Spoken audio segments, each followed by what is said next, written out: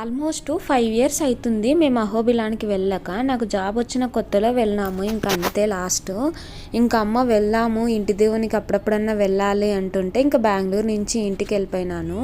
Actually అహోబిలానికి మనము వర్షాకాలంలో వెళ్ళలేము, కొంచెం రిస్కే. అందుకే ఇంకా వర్షాకాలం స్టార్ట్ అవ్వకముందే వెళ్దాం అనుకున్నాము. మేము పాములేటి స్వామికి కూడా వెళ్ళాలనుకున్నాం కానీ కుదరలేదు. ఎందుకంటే దానికి వెళ్ళాలంటే అక్కడే స్టే చేయాలి, 1 డేలోనే అయిపోదు. ఇంకా టైం కుదరక ఇంకా వెళ్ళలేదు.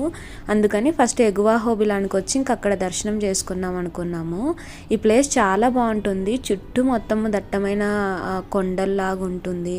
అలాగే సిగ్నల్స్ అయితే అస్సలు రావు. ఇంకా అలా ఇంకా దర్శనానికి అయితే వెళ్ళాము. మీలో ఎంతమంది ఉక్కు స్తంభం చూసారు? ఉక్కు స్తంభానికి వెళ్ళాలంటే కొంచెం కష్టమైనది, అంటే సాహసమే చెయ్యాలి. అంటే పైన కొండ ఎక్కాలంట. నేను ఎప్పటి నుంచో అనుకునేదాన్ని, కానీ అంత సాహసం మనం చెయ్యలేంలే అని ఇంకా ఊరికే ఉండిపోయినాను. ఇంకా మార్నింగే వెళ్ళి ఇంకా గుళ్ళో దర్శనం చేసుకున్నాం. అయితే ఆ రోజు ఏదో స్వాతి నక్షత్రం సంథింగ్ ఉందని జనాలు మాత్రం చాలా రష్ ఉన్నారు.